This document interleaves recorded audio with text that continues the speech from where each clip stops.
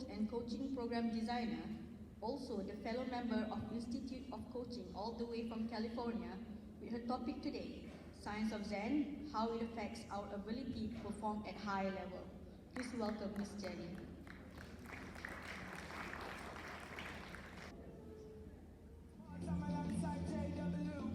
My bestie and your bestie sit down by the fire.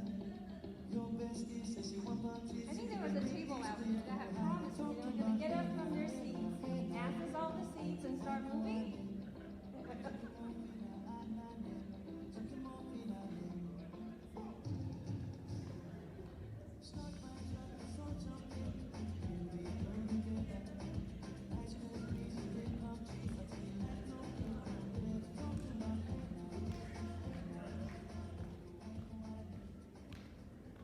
Okay, go back to the first slide.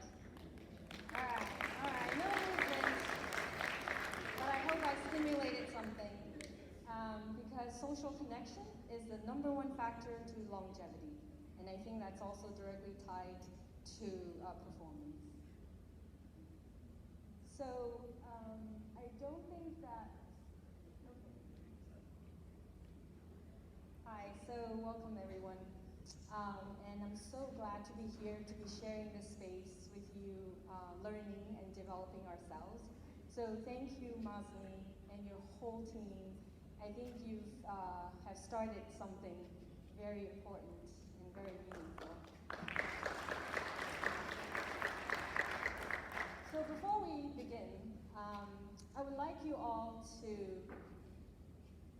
register, think of one word that's popping up in your head right now, without much thought, one word that's surfacing right now. You're free to share. If you want to just shout out to the room, even better. Remember the social connection part. Coffee. Anything else? Cameraman. Any more? Okay, I'm finding out that this ballroom is so grand. Masni, you did too great of a job, because it's so grand that when people speak, we can't hear. So y'all need to like shout, and that will get your heart pumping as well. So register that one word, and we'll put it aside, and we'll come back to it at the end. So there's a story of a Zen master having tea with his disciples when one student asked the Zen master, "What is the best way to learn the practice of Zen?" To which the Zen master didn't say a word, just picked up his teapot and started pouring into the cup until it overflowed. The student was surprised and exclaimed, "But the cup is too small for all that tea." To which the master said, "This is why you need to empty your cup." And that is the essence of Zen. It's like an art of letting go. So it's letting go of your expectations, your anticipations, your preconceived notions, even of the things that you think you absolutely know. So today, right now, we're going to talk about Zen, the practice of Zen.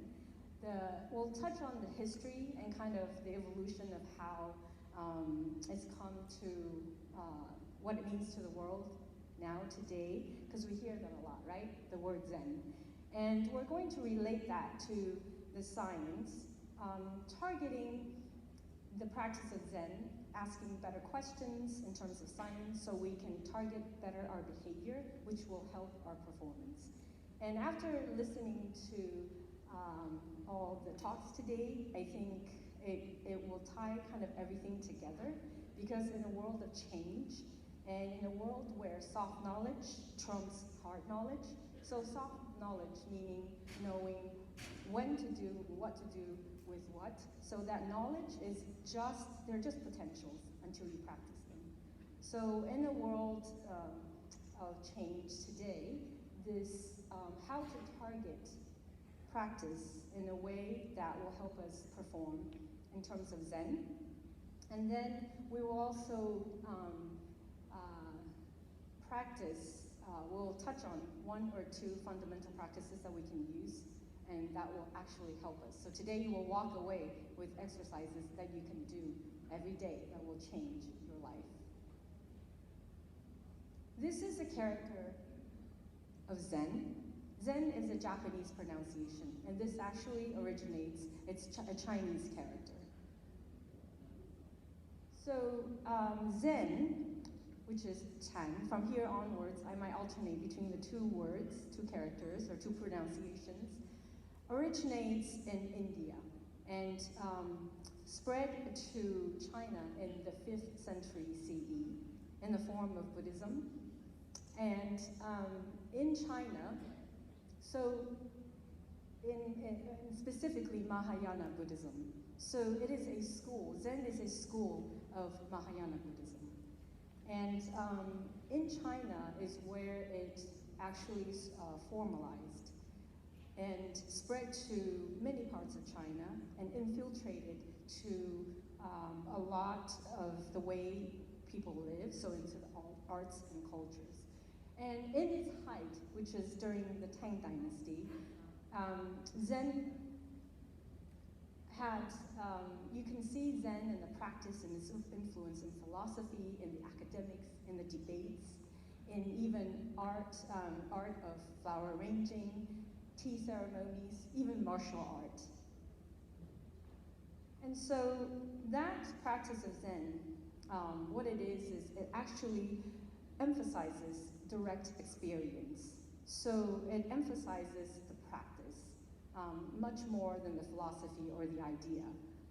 And so even in flower arrangement, you don't just snip the flower, choose the vessel, and you try to create something pretty. More than that, you actually study, you spend a lot more time studying each flower, the orientation of each petal, the spread of the branches. So you study that way longer than actually snipping the plants. And so this emphasis on the observation of nature, the insight into the nature of reality, is very important in Zen. So in the 12th and 13th century is when it spread to Japan, where two monks actually went to China and learned about Mahayana Buddhism and the Zen practice and brought it over to Japan. And like in the Tang Dynasty in China, the practice of Zen also influenced many aspects of life in Japan. Case in point is wabi-sabi. This is an appreciation of beauty, and it is an important part of the Japanese aesthetics, where it emphasizes the appreciation of transience, change, and imperfection. So, and Zen today, we hear that a lot. So we see Zen in philosophy, we hear it even in psychology, in the study of psychology, and even in the corporate world.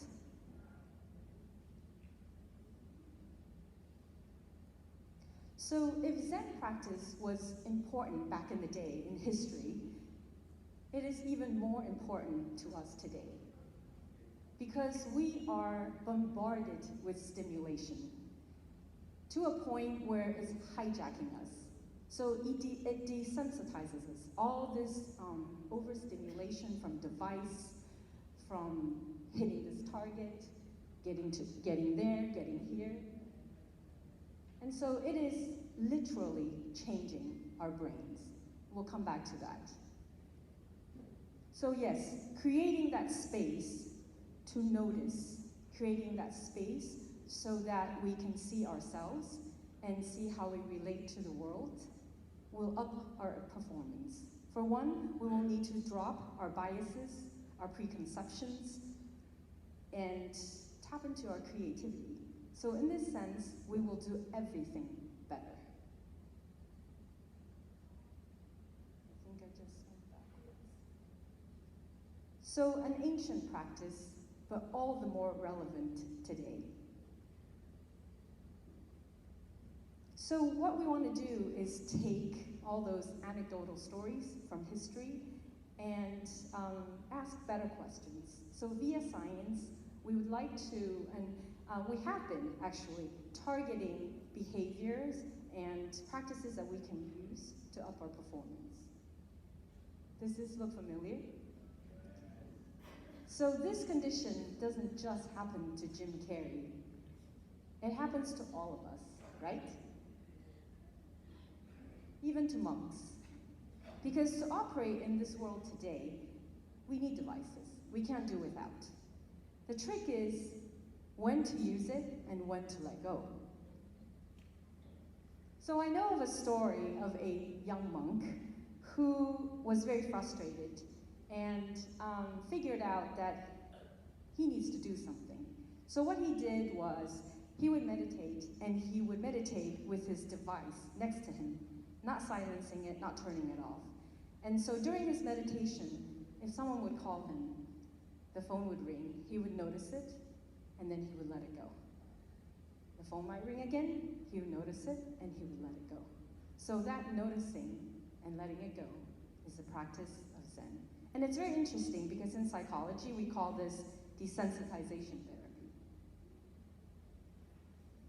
So yes, even for monks, less is more. And I'm going to go back because I think we flipped the slides. So this is an example of what all this device use is doing to our brains. Remember I said I'd come back to it? So this is a study done on college kids hooked on device. Just weeks of using device time in a prolonged way actually shrinks our brains. It's shrinking the gray matters and the white matters.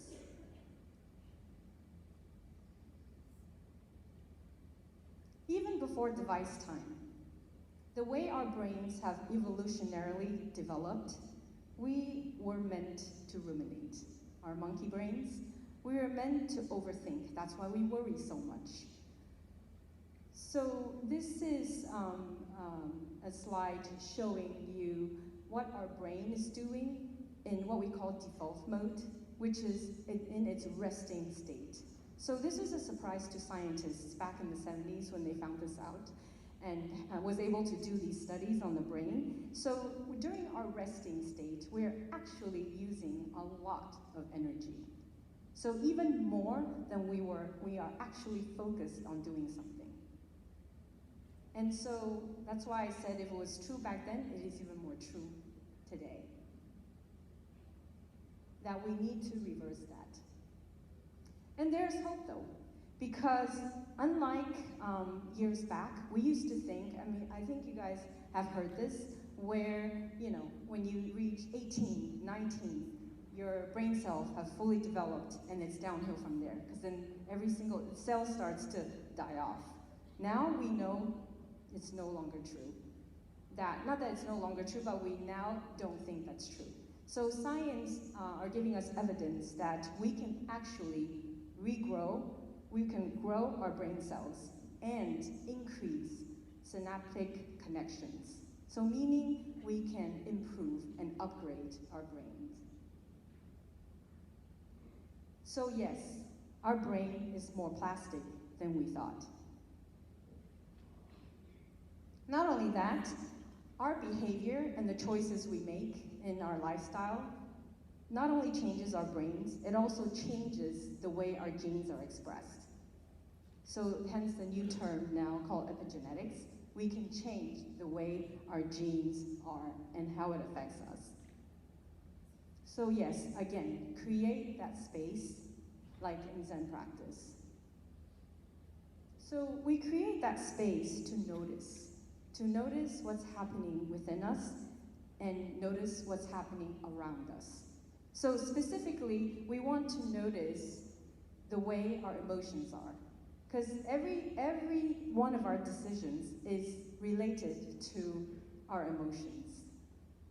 People that can't feel can't make decisions, And there are people like that who have had brain damage that has affected their emotional processing areas. These people actually, it's hard for them to make decisions.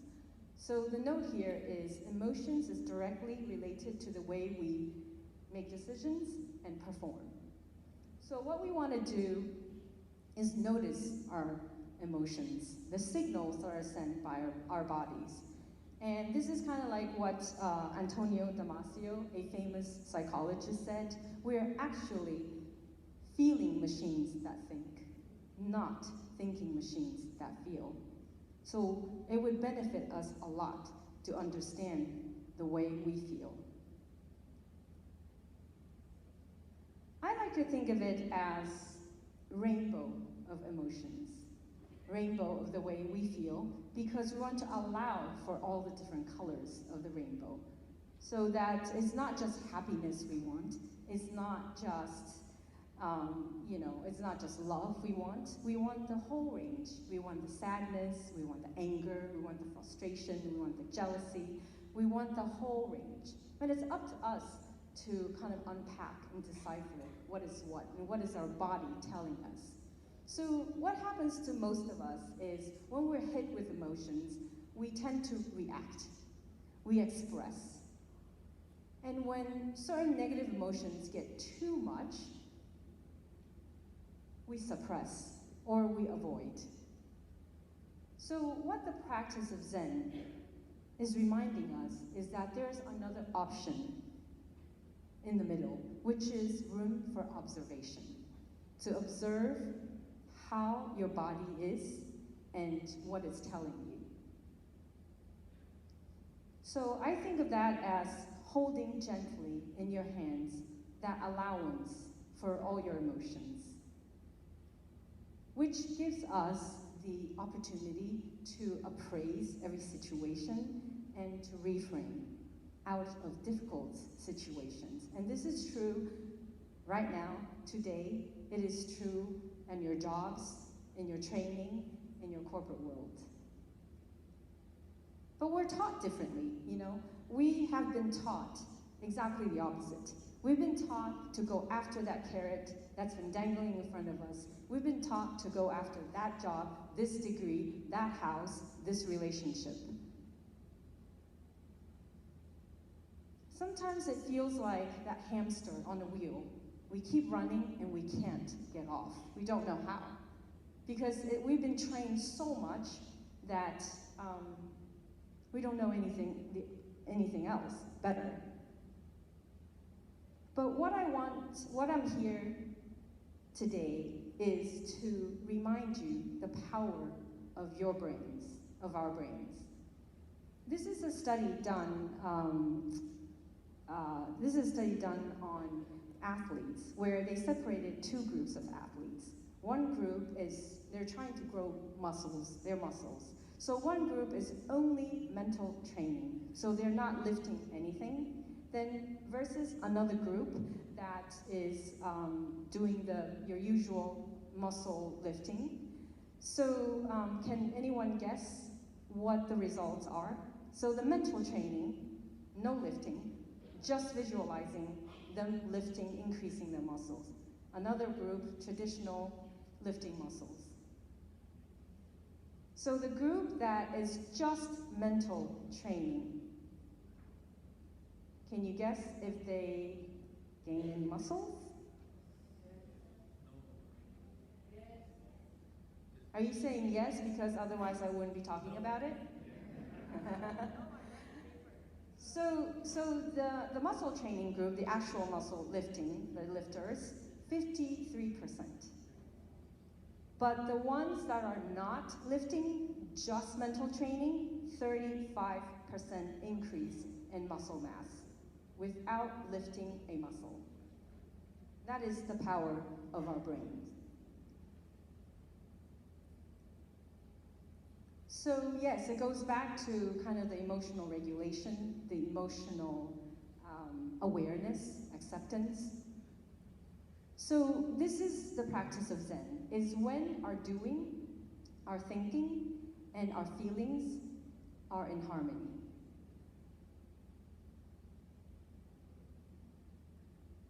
So yes, so that practice of Zen, or now as we, because this is going around a lot, is the act of meditation and awareness, which is very important because remember all that damage we were talking about from overstimulation?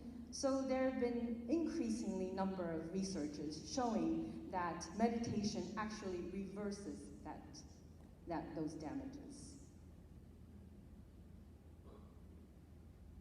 I love showing this slide because this is just a glimpse into the 88 to 100 billion neurons in our body. And these are all possibilities for upgrades. And so while I was saying that meditation, I think it's hard for most people, and definitely it's kind of a higher bar, because when we talk about meditation, you think about, oh, do I need to be in a room and meditate for hours? Actually, that's not true. Studies have shown that it's not how long you meditate, especially for beginners. It is when you sit down, and most of us now don't just sit down anymore and get bored. So like I've been even watching today, like most of us are listening or we're on our device, even right now. So we constantly have to be doing something. We can't just sit there. But studies show that not just meditation, but when you're sitting down and you're trying to focus or you're trying to relax and your mind wanders off, like, oh, what should I eat for dinner? What am I gonna do? When am I gonna submit my proposal tomorrow? It's when you notice your mind goes off and then it comes back. That fraction of a second changes your brain. So it is not how long you stay there. It is the fact that you caught yourself wandering off. That, again, I repeat, changes your brain. So it's difficult for me to teach you to meditate, because that might take a long time and people might just say, no, that's not something that it's not for me. But I can teach you how to breathe. So breathing is something that we all do 22,000 times a day. To me, that's 22,000 opportunities in a day to heal and to upgrade. Because we humans don't breathe well anymore. For one, we are mouth breathers now, when we should be nose breathers. So especially in our modern life, whether due to our diet, the weather, that fact that we don't move as much, we don't breathe well, not only because we don't breathe through our nose, but also because we're shallow breathers. So you see the air, that's a gas exchange, and the air when we breathe in every breath should get to every part of the lung, ready for gas exchange. And all this oxygen and buildup of gases and how it travels in our body is crucial to the way we think, we memorize, we create, we perform. So if today you walk away with nothing, but you can remember to breathe just a little better, you're changing your life. If you still don't believe me, this is kind of a fun research. This was done in the UK of top financial traders. Traders actually take notice of their breath and their heartbeat better than your normal population. Now, the top traders amongst the traders do it even better. So these people are good at estimating how much their heart's beating and how they breathe. So the way we want to breathe is, like I said, to access all those surface areas in our lung. And the way we do that is to engage, and I'm going to make you all do that in just a few minutes. So we're going to, later on, put our hands on our diaphragm. We're going to push out with our diaphragm and contract in with our diaphragm when we exhale. So it's the inhale and the exhale. And the key here is in the exhale. Because when we exhale, we are accumulating carbon dioxide. And that is the key to the release of oxygen from hemoglobin that gets to every cell and every organ that you need. Because if you keep breathing and you have a lot of oxygen, but it is not being delivered to places where you need it, it's doing nothing. It's just circulating in your circulation. So again, the key here is in the exhalation. So you want to accumulate carbon dioxide. Before I go on, in case you're all feeling sleepy or losing your attention, here's another fun fact.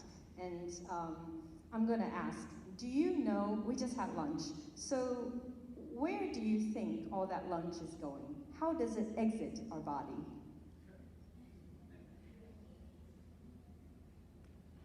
You can say it. Anyone want to shout out, take a stab? I hear P-O-O-P. Okay. So actually, the majority, 80% of what we eat, exits us in the form of carbon dioxide. So whether poop or pee is only a minority, something like 10 to 20%. So the majority of our calorie burning is in the form of carbon dioxide. So yes, sometimes I joke that I can breathe to a slimmer body. And another key to breathing correctly, especially through the nose, is this magic molecule called nitric oxide. This is the topic of the 1998 Nobel Prize Award for Medical Science, because this is a signaling molecule that is only triggered when we breathe through our nose. And it does a host of benefits to our body, which is why a lot of big pharmas right now, especially post-COVID, are developing drugs using nitric oxide. So what it does is a vasodilator. It helps our vessels and arteries relax, and it crosses blood-brain barrier and helps the blood flow. It is also antibacterial. So we want to trigger that nitric oxide, and we do that by breathing through our nose. So right now, let's see, I'm going to have you guys, if you can get up just for a few minutes. Are we good on time? Can we all get up and 5 minutes? Okay, we'll do just a short exercise. So I want you to lift your arm, both. This is your superwoman position. And then I want you to exhale and lower slowly. Oh, I just saw it drop like this. No, I want to see slow exhale. Yes. So up. And down. And I want you to put your hands on your diaphragm. I want you to breathe in, pushing your diaphragm out through your nose, close your mouth, exhale, push your diaphragm in through your nose. Let's do it one more time. Inhale, exhale. Okay, now you can sit, but shake your boobies a little bit first. Okay. So, we don't have much time. I was hoping to do that a little longer, but you get the idea. So the key here is to breathe through your nose, to engage your diaphragm and your intercostal muscles, and to exhale deep and slow. And if you can do that, you don't need to do 30 minutes, you don't need to do an hour. If you can do 2 minutes, that's changing your brain, your body, and the way you think. So I would say 2 minutes in the morning, 2 minutes before lunch or after lunch, 2 minutes before you sleep. And by the way, it is better than taking any sleeping pills. If you can do deep breathing before you sleep, it will up the quality of your sleep. So yes, in this Zen practice, we do want to create that space so that our body and our mind functions better. It's kind of like when that muddy water settles and we see the water clearer, we can see further out, we can see clarity, and we can see more colors. And just as in Zen in the ancient times, it's all about the practice. So there's the top down, which is education, then there's the bottoms up, which is practice. So we can practice to reprogram our system. Back to that one word. I want you to now think of another word that's coming to you right now.